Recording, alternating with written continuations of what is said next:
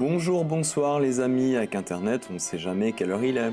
Voilà, alors avant-dernier chapitre de cette première partie du livre qui concerne, on va dire, les premières observations faites sur l'électricité, des observations d'ordre général.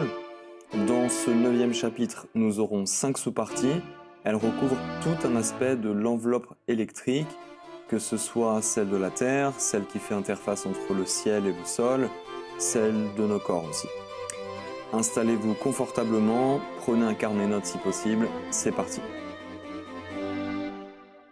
Ce chapitre s'appelle l'enveloppe électrique de la Terre. Partie A. Si nous pouvions voir toutes les couleurs du monde, incluant les ultraviolets que les abeilles peuvent voir, les infrarouges que les serpents peuvent voir, les fréquences électriques basses que les poissons-chats et les salamandres peuvent voir, les ondes radio, les rayons X, les rayons gamma, les pulsations galactiques lentes, si nous pouvions voir ce qu'il y a vraiment de formes et de nuances au lieu du noir de la nuit et de l'espace, nous verrions le mouvement partout et en tout temps, de jour comme de nuit. Presque toute la matière de l'univers est électriquement chargée. Une mer infinie de particules ionisées appelées plasma, nommées d'après le contenu des cellules vivantes au comportement imprévisible. Elle se comporte comme de la matière vivante. Oh merde. Presque toute la matière de l'univers est électriquement chargée. C'est une mer infinie de particules ionisées appelées plasma, nommées d'après le contenu des cellules vivantes au comportement imprévisible. Et ce plasma se comporte comme de la matière électrique vivante. Les étoiles sont faites d'électrons, de protons et de noyaux atomiques, et d'autres particules chargées en mouvement permanent. L'espace entre les étoiles et les galaxies, loin d'être vide, grouille de particules subatomiques chargées électriquement qui nagent dans de vastes champs magnétiques tourbillonnants, accélérés par des champs rapides, comme la vitesse de la lumière. La Terre, avec son noyau fait de fer, tourne autour de son axe dans le champ électrique du système solaire et de la galaxie. Et en tournant, cela génère son propre champ magnétique qui piège et détourne les particules chargées de vent solaire.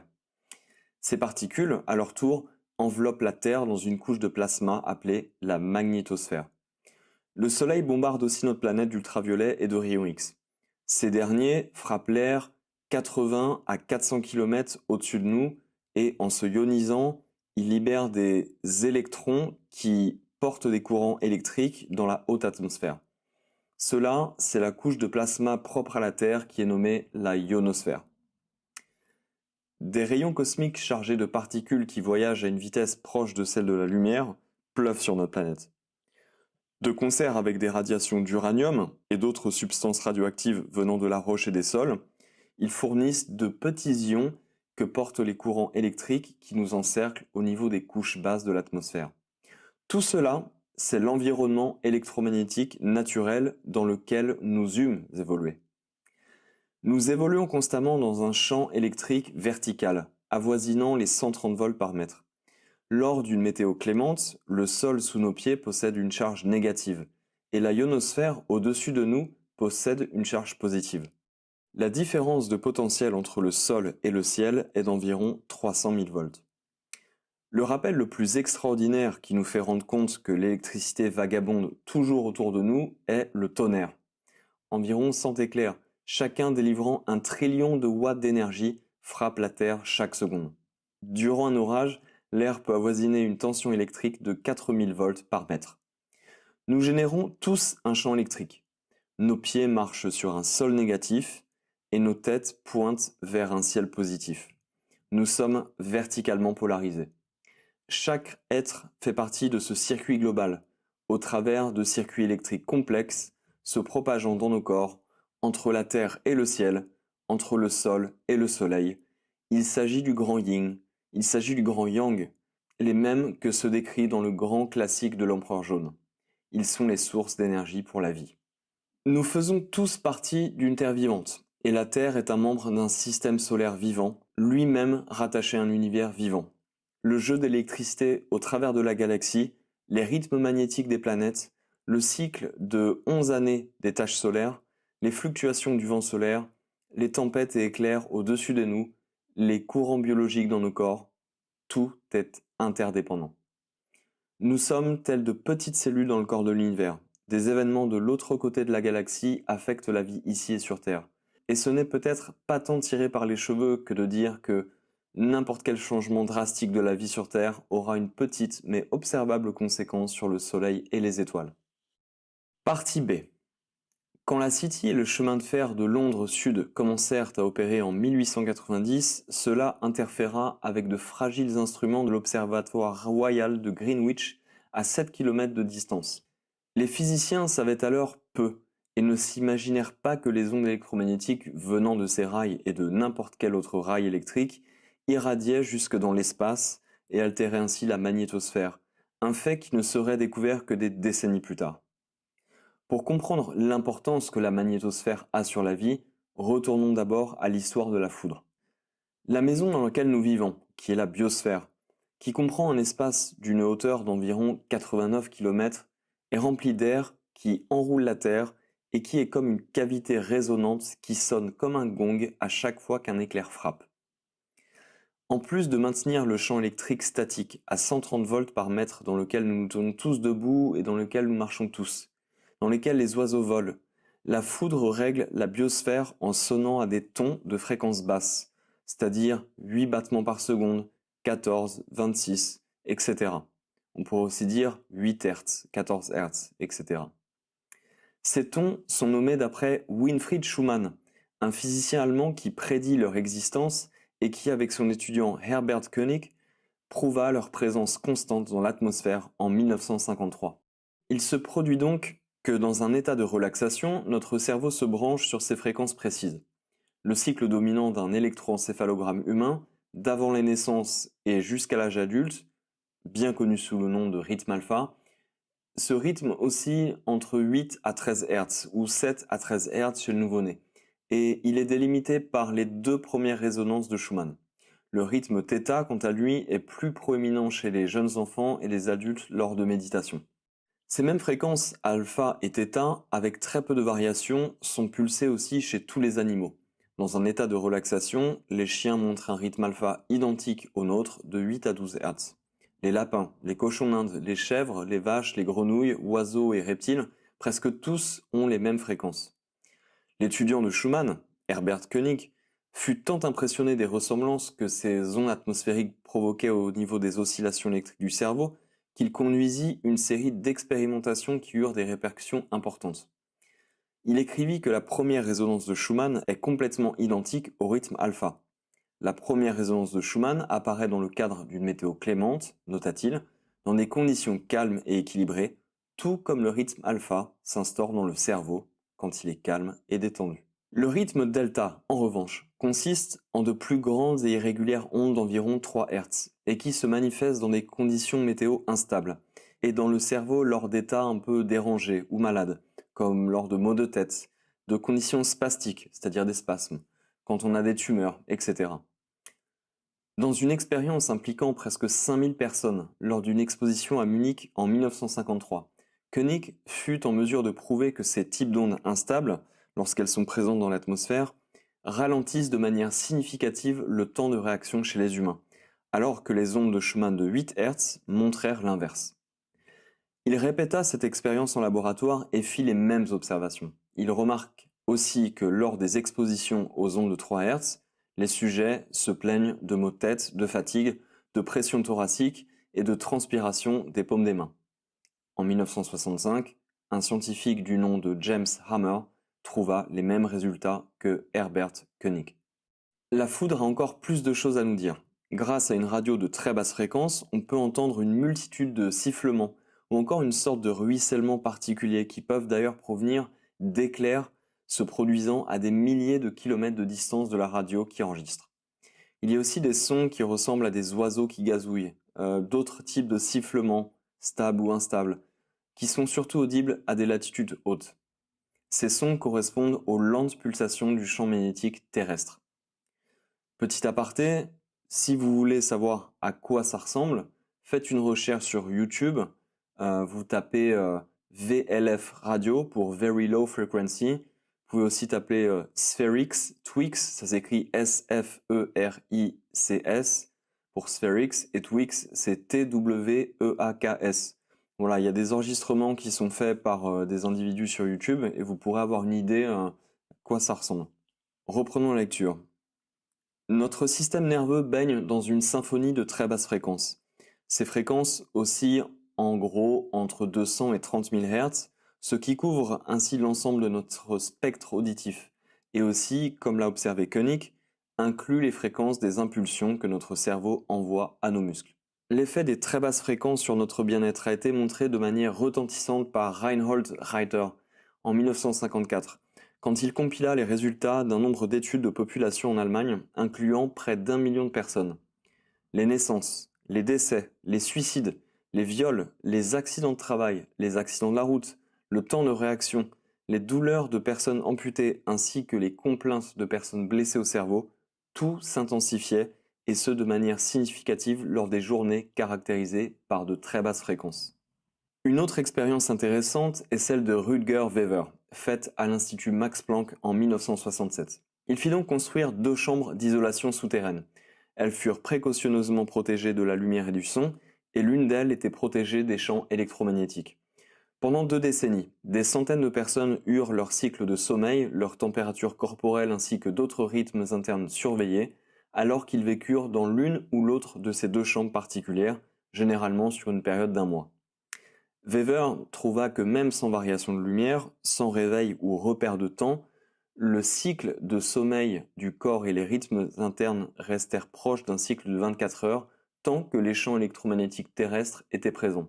Cependant, dès lors qu'ils étaient exclus, les rythmes du corps se prolongèrent et se désynchronisèrent des uns des autres. La moyenne du cycle de sommeil était alors de 25 heures, et dans certains cas aussi court que 12 heures et d'autres aussi long que 65 heures.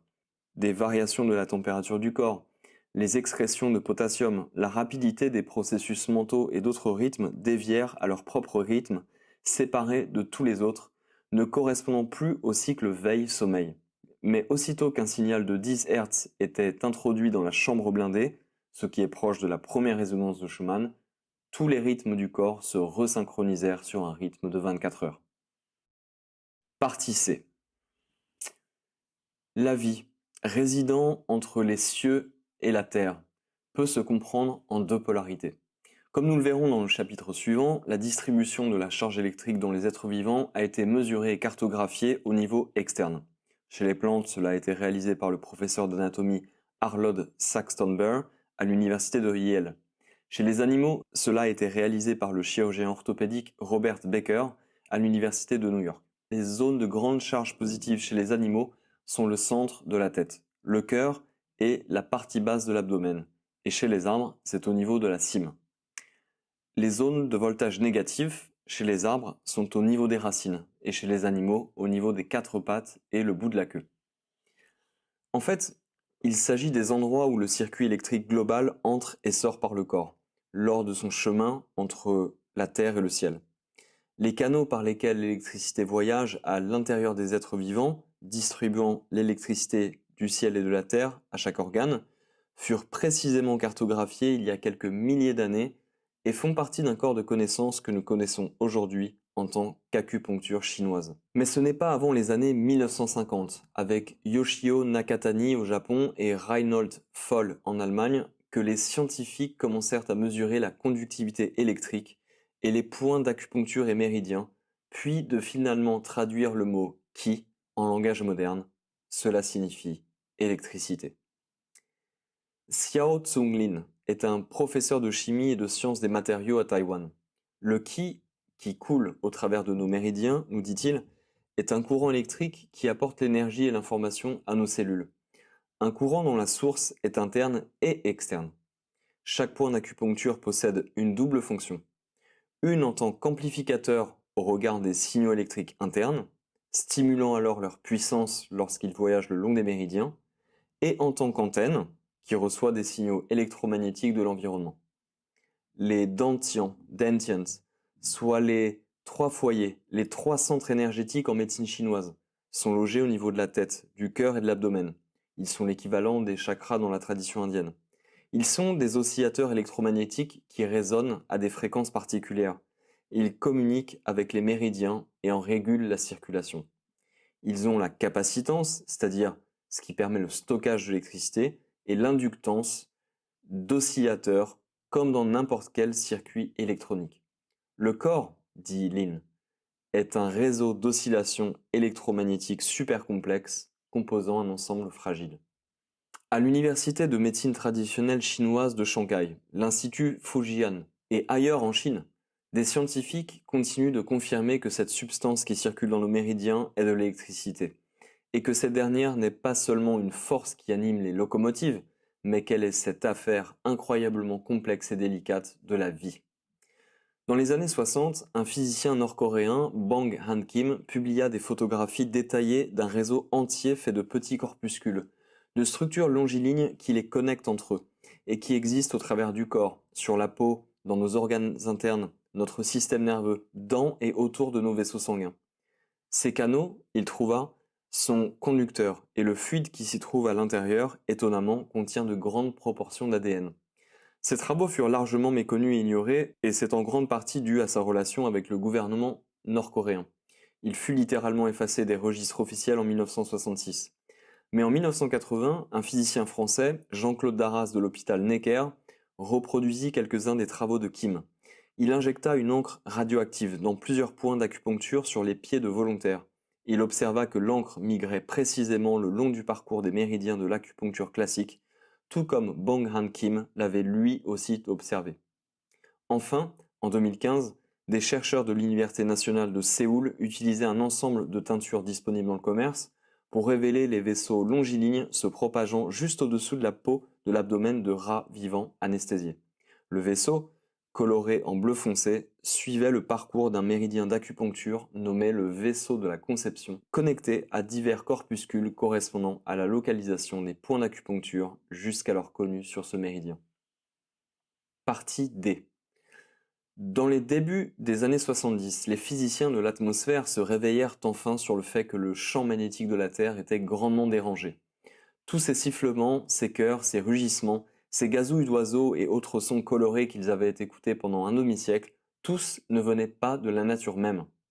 Cette découverte fut le fruit en fait du résultat d'un effort d'altérer l'environnement de la Terre, et ce délibérément. Effort poussé à leur apogée dans le cadre du projet HARP, H2ARP, situé à Guycona, en Alaska. Nous en reparlerons au chapitre 16. Pour des raisons militaires surtout, différents projets se sont succédés, ayant recours à des transmetteurs de très basse, voire extra et ultra basse fréquence. Les propriétés de la ionosphère s'en trouvèrent modifiées. De telles techniques furent mises en place pour, par exemple, communiquer avec des sous-marins enfoncés dans les tréfonds des océans. Depuis ces découvertes et expérimentations, les scientifiques ont beaucoup appris sur une forme de pollution désormais appelée rayonnement harmonique des lignes électriques. Il apparaît ainsi que les harmoniques venant des réseaux électriques de toute la Terre fuient continuellement dans la magnétosphère, où elles sont largement amplifiées, allant et venant entre l'hémisphère nord et sud, générant ainsi leur propre sifflement, au même titre que les radiations naturelles venant de la foudre. Pour faire court, l'environnement électromagnétique de la Terre entière est radicalement différent aujourd'hui de ce qu'il était avant 1889. Des observations satellites montrent que les radiations émises des lignes électriques submergent souvent les radiations naturelles venant de la foudre. Les radiations des lignes électriques sont si intenses que les scientifiques spécialistes de l'atmosphère se lamentent quant à leurs incapacités à faire de la recherche fondamentale. Il n'y a en effet presque nulle part où aller sur Terre, ou même dans l'espace, où les capteurs de très basse fréquence peuvent être utilisés pour étudier les phénomènes naturels. Sous des conditions naturelles, comme elles existaient avant 1889, une intense activité de très basse fréquence se produisit seulement lors de tempêtes géomagnétiques. Aujourd'hui, la tempête magnétique ne s'arrête jamais. Partie E. Un changement qualitatif de l'environnement électromagnétique de la Terre, un changement de grande échelle et rapide, se produisit 6 fois dans l'histoire. En 1889, les radiations d'harmonique des lignes électriques commencèrent. Depuis cette année-là, le champ magnétique de la Terre porta l'empreinte des fréquences des lignes de courant et de ses harmoniques. Cette année-là exactement, l'activité magnétique naturelle de la Terre commença à être supprimée. Cela affecta la vie sur Terre. L'âge des lignes électriques introduisit la pandémie de grippe de 1889. En 1918, l'ère de la radio commença. Cela débuta avec la construction de centaines d'antennes de radio puissantes de basse et très basse fréquences, des fréquences assurées d'altérer la magnétosphère. l'ère de la radio fut le prémisse de la pandémie de grippe espagnole en 1918. En 1957, l'ère des radars naquit. Cela commença avec la construction de centaines de stations radars qui polluèrent les hautes latitudes de l'hémisphère nord, lançant des millions de watts d'énergie micro-ondes vers le ciel. Les composants basse fréquence de ces ondes couraient le long des lignes du champ magnétique en direction de l'hémisphère sud, en le polluant lui aussi par la même occasion. L'ère du radar fut le prémisse de la pandémie de grippe asiatique de 1957. En 1968, l'ère des satellites naquit. Cela débuta avec la propulsion d'une flotte d'une douzaine de satellites dont la puissance d'émission était relativement faible. Mais puisqu'ils étaient déjà logés dans la magnétosphère, ils eurent déjà un effet conséquent de par leur présence même, au même titre que les radiations émises depuis le sol de la Terre. L'ère des satellites fut le prémisse de la pandémie de la grippe de Hong Kong de 1968. Les deux autres grands marqueurs technologiques que sont le commencement de l'ère du sans-fil et l'activation du réseau du programme de recherche d'activité aurorale haute fréquence, en anglais c'est le projet HARP, ces deux grands autres marqueurs technologiques appartiennent à des temps récents et seront discutés ultérieurement.